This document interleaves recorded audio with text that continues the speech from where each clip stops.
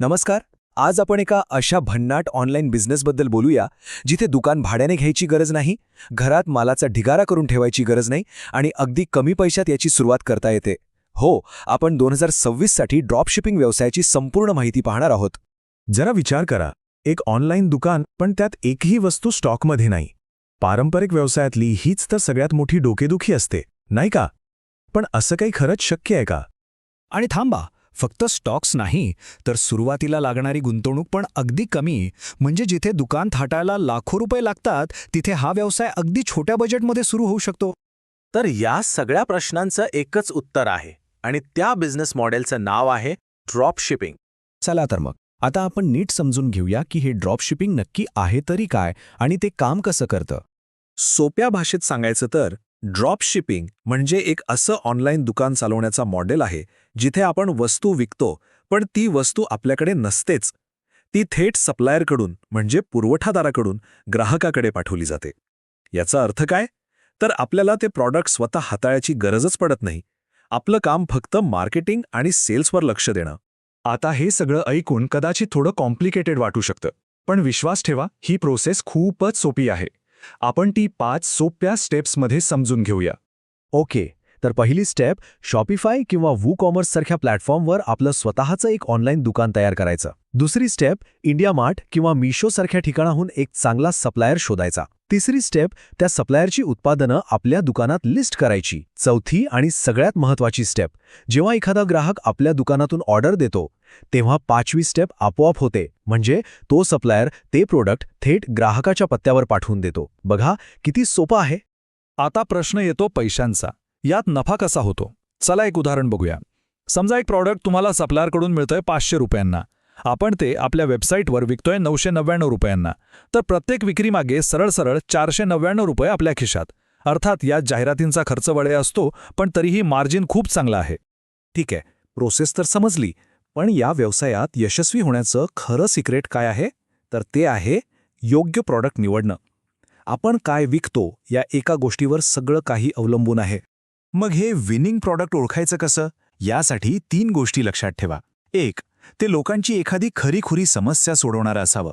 दुसरं, त्यात एक वाव फॅक्टर हवा, म्हणजे असं काहीतरी जे बघून लोकांना वाटेल, अरे वा, हे तर हवंच. आणि तिसरं, ते असं प्रॉडक्ट असावं जे लोक जास्त विचार न करता पटकन विकत घेतील. मग 2026 साठी कोणत्या कॅटेगरीज ट्रेंडमध्ये असू शकतात? काही आयडियाज आहेत, जसं की स्मार्ट किचन गॅजेट्स, फिटनेसशी संबंधित वस्तू, कारसाठी लागणाऱ्या उपयोगी वस्तू आणि हो, मोबाईल ॲक्सेसरीज तर नेहमीच चालतात. या सगळ्यामध्ये खूप संधी आहेत. आणि इथे एक प्रो टिप देतो. सध्या काय ट्रेंडिंग आहे हे शोधायचं असेल ना, तर इंस्टाग्राम रील्स आणि फेसबुक ॲड्स लायब्ररी नक्की बघा. तिथे तुम्हाला लगेच कळेल की लोक काय खरेदी करत आहेत आणि कोणत्या जाहिराती चालत आहेत. ओके, प्रॉडक्ट तर ठरवलं, पण आता सगळ्यात महत्त्वाचा प्रश्न, यासाठी बजेट किती लागेल आणि मार्केटिंगची स्ट्रॅटेजी काय असावी? चला यावर बोलूया.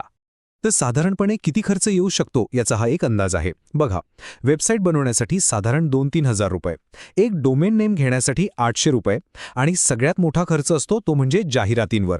सुरुवातीला प्रॉडक्ट टेस्ट करण्यासाठी साधारण 10 ते 20 हजार रुपये लागू शकतात. म्हणजे एकूण विचार केला तर साधारण 15,000 ते 25,000 रुपयांमध्ये सुरुवात करता येऊ शकते. आता मार्केटिंगसाठी 2 मुख्य पर्याय आहेत. पहिला आहे ऑर्गॅनिक मॉडेल. म्हणजे काय तर रील्स, शॉर्ट्स असा कंटेंट बनवून लोकांपर्यंत पोचायचा. यात पैसे लागत नाहीत म्हणून रिस्क कमी आहे, पण बिझनेस हळूहळू वाढतो. दुसरा पर्याय आहे पेड ॲड्स मॉडेल. यात आपण फेसबुक, इंस्टाग्रामवर थेट जाहिराती चालवतो. यात रिस्क जास्त आहे कारण पैसे लागतात, पण यश मिळालं तर बिझनेस खूप वेगाने वाढतो. त्यामुळे जर बजेट कमी असेल तर ऑर्गॅनिकपासून सुरुवात करणं नेहमीच चांगलं. आता आपण एका खूप महत्त्वाच्या भागाकडे वळूया. हा व्यवसाय करताना अनेक जण काही सामान्य चुका करतात. त्या कोणत्या आहेत आणि आपण त्या कशा टाळू शकतो हे समजून घेणं खूप गरजेचं आहे. या 4 चुका कटाक्षाने टाळायला हव्यात. पहिली आणि सगळ्यात मोठी चूक म्हणजे कोणतंही रिसर्च न करता कुठलंही प्रॉडक्ट विकायला सुरुवात करणं. दुसरी चूक म्हणजे वेबसाईट अगदीच साधी किंवा अनप्रोफेशनल बनवणं. याने ग्राहकांचा विश्वास बसत नाही. तिसरी, कॅश ऑन डिलिव्हरीच्या ऑर्डर्स नीट मॅनेज न करणं. भारतात हे खूप महत्त्वाचं आहे. आणि चौथी, ग्राहकांच्या प्रश्नांकडे दुर्लक्ष करणं किंवा त्यांना वेळेवर उत्तर न देणं. चांगला कस्टमर सपोर्ट खूप महत्त्वाचा असतो. ठीक आहे, आता इतकी सगळी माहिती मिळाल्यावर नक्की सुरुवात कुठून करायची असा प्रश्न पडला असेल. काळजी करू नका, त्यासाठीच हा आहे आपला 30 दिवसांचा म्हणजे 4 आठवड्यांचा एक सोपा ॲक्शन प्लॅन. चला तर प्लॅन बघूया. पहिल्या आठवड्यात फक्त आणि फक्त प्रॉडक्ट आणि मार्केट रिसर्च करायचं.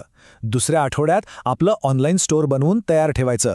तिसऱ्या आठवड्यात कंटेंट तयार करायला सुरुवात करायची आणि छोट्या बजेटमध्ये जाहिराती टेस्ट करायच्या. आणि चौथ्या आठवड्यात जे काही रिझल्ट्स आले आहेत ते तपासायचे आणि जे प्रॉडक्ट चांगलं विकलं जातंय त्याला स्केल करायचं, म्हणजे त्यावर जास्त लक्ष केंद्रित करून त्याची विक्री वाढवायची.